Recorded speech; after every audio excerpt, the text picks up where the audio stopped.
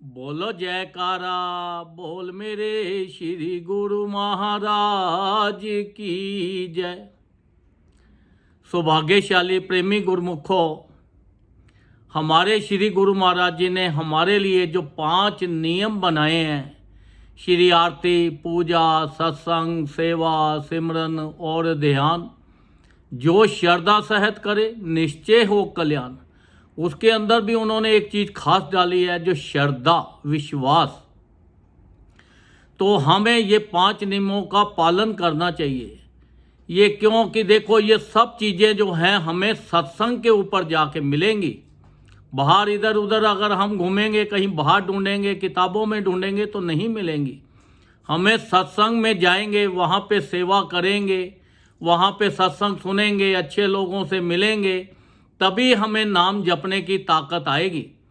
और नाम जपेंगे तो फिर हमारा ध्यान भी लगेगा। अब ध्यान करना भी बहुत ज़रूरी है। ध्यान क्या चीज़ है, आज आपको बताते हैं ध्यान क्या चीज़ है। ध्यान करने से हमें दिव्य शक्ति मिलती है। जैसे कि हम रात को सोते हैं, अब सोने से जब सुबह उठते हैं तो हम अपने आप को क्या बोलते हैं, हम बहुत फ्रेश हैं जी। तो उस तरह हमें देखने की, सुनने की, बोलने की, ये जो काम करने की, हाथ पांव चलाने की ये जो शक्ति मिलती है, इसे दिव्य शक्ति कहते हैं। और ये जो दिव्य शक्ति हमें इतनी मिलती है जिससे कि हम अपने रोज़मर्रा का ही काम चला सकते हैं। जो ध्यान करने से हमें इतनी दिव्य शक्ति मिल सकती है कि हम उस परमात्मा के साथ एक हो जाएं। जब हमारा आखिरी समय आए तो हम उस परमात्मा के अंदर हमारा ध्यान लगे, जिससे हम ये 84 लाख योनि से बच के अपना लोक और परलोक अपना सुखी कर लें। देखो ध्यान कैसे होता है। आप कहीं पे भी आप ऐसी जगह पे बैठो जहाँ पे आप बिल्कुल रिलैक्स होके बैठो। अगर आप चौंकड़ी मार के बैठते हो, हाथों में उंगलियों के अंदर उंगलियां फंसाओ, तो आपका दिव्य शक्ति का दायरा और बड़ा हो जाता है। अगर आप किसी वजह से ज़मीन पे नहीं बैठ सकते, आसन पे नहीं बैठ सकते, तो आप कुर्सी पे बैठ के भी कर सकते हैं। आप कहीं और बैठ के भी, जहाँ पे भी आपको रिलैक्स हो बिल्कुल, वहाँ पे आप बैठ के ध्यान कर सकते हैं।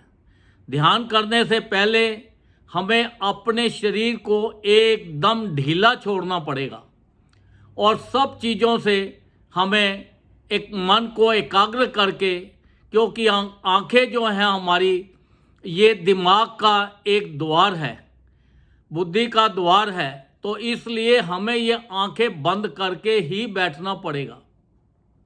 उंगलियों में उंगलियां इसलिए फंसा लेते हैं ताकि हाथों की उंगलियों में उंगलियां फंसाने से हमारा एक दिव्य शक्ति का दायरा और बड़ा हो जाता है, हमें ज़्यादा मिलती है।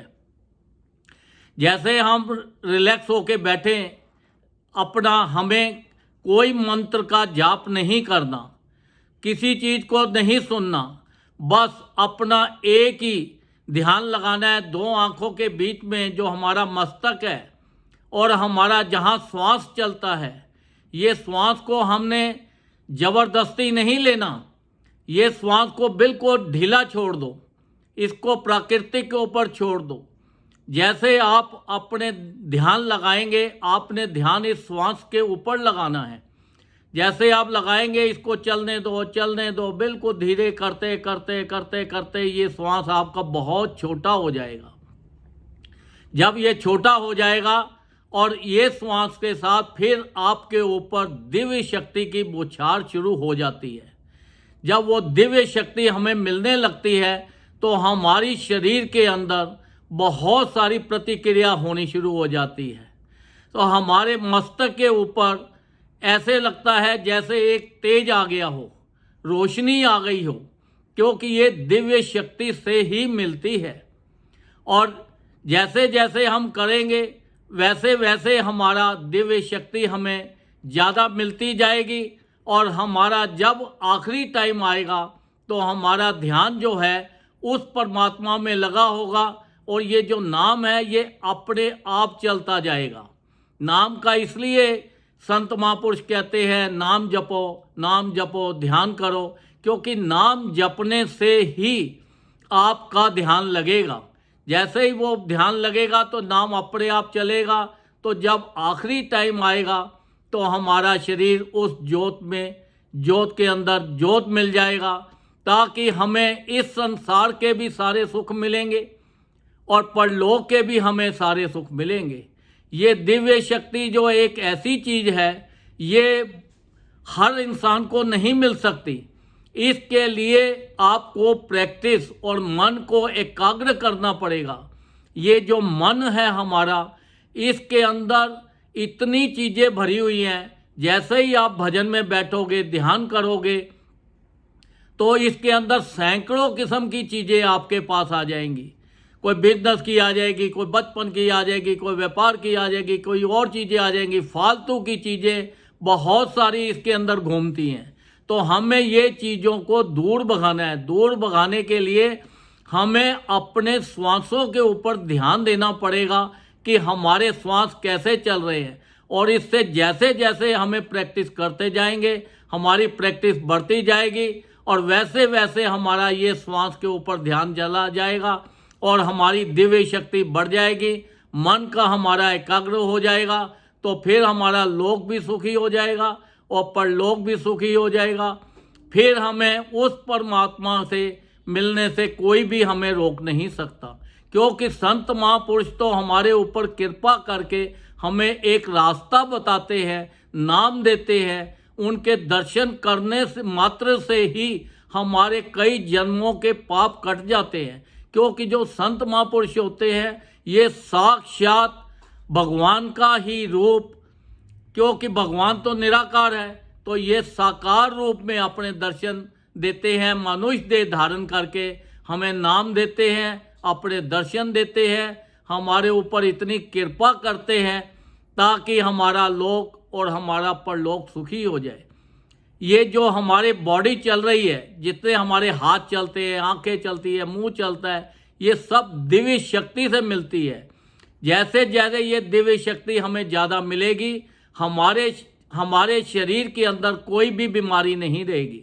ये बीमारी हमें तब आती है जब हम ज़्यादा सोचते हैं, ज़्यादा इधर उधर की चीज़ें देखते हैं, करते हैं, तो उससे हमारी दिव्य शक्ति कम हो जाती है। जैसे दिव्य शक्ति कम हो जाती है तो हमारे शरीर में जहाँ पे भी उसका असर हो गया, हमारे कभी गोडे दर्द हो जाएंगे, कभी हमारे पेट में दर्द हो जाएगा, कभी हमें कोई और तकलीफ आ जाएगी। तो जैसे जैसे हमें ज़्यादा हम भक्ति करेंगे, ध्यान करेंगे, वो दिव्य शक्ति मिलने से हमारी ये सब बीमारियां अपने आप दूर हो जाएंगी। हमें कोई भी दवाई खाने की ज़रूरत नहीं पड़ेगी। तो ये सबसे बड़ी दवाई है। और ध्यान ज़्यादा से ज़्यादा करो, इससे आप तंदुरुस्त रहोगे और अपना आपका लोक भी सुखी रहेगा और परलोक भी सुखी रहेगा।